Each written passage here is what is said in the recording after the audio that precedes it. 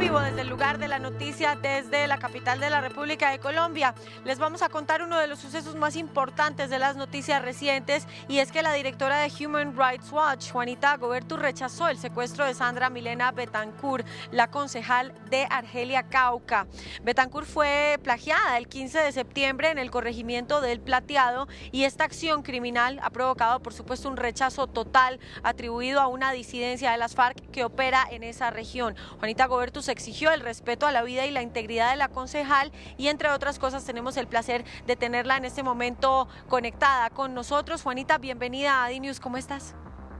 Estefanía, buen día, gracias por la invitación, un saludo a toda la audiencia. Claro que sí, contémosle un poco a los televidentes qué han hecho desde Human Rights Watch acerca del secuestro, primero de Sandra y de otros tantos en Colombia. Pues estamos muy preocupados con el deterioro de la situación de seguridad en varios territorios en Colombia. Hay que recordar que desde que termina el acuerdo de paz con las FARC y desafortunadamente el gobierno colombiano no toma suficientes medidas para copar esos territorios y poder brindar los servicios públicos, en primer lugar de seguridad, pero luego de administración de justicia y de presencia integral de todo el Estado en estos territorios. De manera muy desafortunada, esa pequeña oportunidad de ventana que abrió el acuerdo de paz de 2016 se ha ido tristemente desvaneciendo luego de que varios grupos armados, en este caso esta disidencia Carlos Patiño, de ex integrantes de las FARC y nuevos reclutados que han venido ocupando estos territorios y que vienen disputándolos con distintos grupos de crimen organizado y partes en el conflicto. Tristemente, el gobierno colombiano en este momento, bajo el gobierno Petro, no ha tomado suficientes medidas para tener una política de seguridad efectiva y protectora de derechos humanos que permita realmente proteger a la ciudadanía, incluyendo a funcionarios públicos, como es el caso de la concejal, de este tipo de ataques a su vida y a su integridad personal y, por supuesto, a su libertad. Juanita, para nadie es un secreto que la situación en Colombia se ha complicado, la escalada de violencia, particularmente en el suroccidente de nuestro país, es total, y una entidad tan reconocida como Human Rights Watch, ¿qué podría hacer, a dónde podría escalar esta denuncia y este seguimiento que viene haciendo de la situación en Colombia? Bueno, desde Human Rights Watch lo que hacemos es investigar graves violaciones a derechos humanos, las documentamos, las ponemos en conocimiento de los distintos gobiernos y, por supuesto, elevamos las denuncias a las distintas instancias internacionales en nuestra presencia en las distintas capitales. En este caso en particular nos hemos reunido con el Gobierno Nacional la semana pasada, en particular con el ministro de Defensa, Iván Velázquez. Hemos puesto en consideración del gobierno nuestras preocupaciones, insisto, sobre la situación de seguridad, y así lo hacemos en cada una de nuestras intervenciones ante Naciones Unidas, ante la OEA, insistiendo en que Colombia no debería dejar, digamos, cerrar definitivamente esta ventana de oportunidad que abrió el acuerdo de paz de 2016 y tendría que tomar medidas para garantizar que la política de paz total del gobierno Petro no se convierta en una carta blanca para que los grupos de crimen organizado puedan seguir delinquiendo en el territorio. Claro que sí, como ya mencionas, el acuerdo de paz de 2016, ¿cómo ha evolucionado? ¿Hacia qué dirección desde el punto de la firma del acuerdo hasta el día de hoy, que las políticas incluso de paz y la implementación se han modificado? Bueno, luego del acuerdo de paz de 2016, insisto, a finales de gobierno Santos, desafortunadamente, dentro del propio gobierno Santos, no hubo en su momento una capacidad de copar esos espacios que estaban siendo abandonados por los que en su momento eran miembros de la antigua guerrilla de las FARC. Luego sigue un siguiente gobierno, el gobierno del presidente Duque, que como es evidente, se fue elegido sobre la base de su oposición al acuerdo de paz, particularmente hizo campaña en contra del plebiscito que buscaba refrendar popularmente ese acuerdo de paz, y a lo largo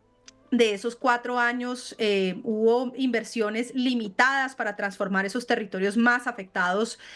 por la guerra, más afectados por el abandono institucional, por la pobreza. El gobierno Petro fue elegido, entre otros, con una bandera de retomar la implementación del acuerdo de paz de 2016 de manera muy desafortunada. Ha puesto en marcha, digamos, una visión de paz que no pone sobre, digamos, la mesa el centro del avance en la implementación del Acuerdo 2016, sino la apertura de nuevos procesos en el marco de esta llamada política de paz total, que en varios de los casos ha implicado ceses al fuego paralelos con varios grupos de crimen organizado y partes en el conflicto, sin suficiente monitoreo, en muchos de los casos dejando a la población civil desprotegida ante el accionar de distintas partes en el conflicto y grupos de crimen organizado. Eso ha ido de la mano de un proceso en el cual desde el Ministerio de Defensa, si bien se han iniciado políticas importantes de depuración interna, de lucha contra la corrupción, no ha habido una política clara de seguridad que permita realmente y de manera efectiva proteger a la ciudadanía frente a las amenazas de estos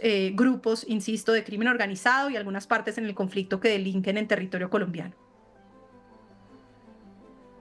Perfecto. Juanita, ¿qué datos conocen y manejan ustedes acerca de las cifras de secuestro en nuestro país a la fecha y también de las masacres? Entre 2022 y 2023 hubo un incremento tanto de los datos de secuestro como de las masacres. Hubo asimismo un incremento en los casos de reclutamiento forzado y de extorsión. Vemos a la fecha, en lo que va ya de este año, un crecimiento significativo en el número de homicidios de líderes sociales, incluyendo líderes ambientales, que, insisto, implica una preocupación significativa de deterioro de la situación de seguridad en estos territorios. Bueno, y por último, quiero preguntarte cómo ves la situación actual del país y cómo la ve Human Rights Watch, el tema de la paz, el tema de la escalada de violencia en el suroccidente del país y todo lo que está pasando con los grupos armados nuevos que se están estableciendo en Colombia. Bueno, creo que lo he mencionado ya. En general, Human Rights Watch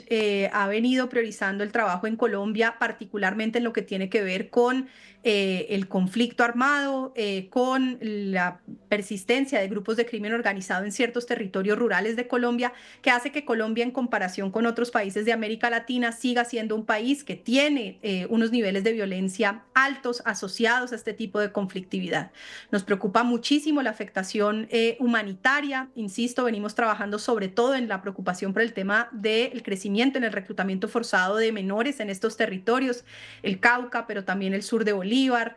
norte de Santander, el Bajo Cauca antioqueño, zonas que han sido históricamente las más afectadas por el conflicto armado y en donde, a pesar de distintos acuerdos de paz en Colombia, la presencia del Estado sigue siendo supremamente precaria, tanto para prestar seguridad pública en esos territorios como para administrar justicia. Esta es sin duda la principal preocupación de la situación de derechos humanos en Colombia y que se destaca como una situación muy preocupante de cara al resto de América Latina. Juanita Gobertus, gracias por haber estado con nosotros aquí en DNews. Muchas gracias a ustedes por la invitación.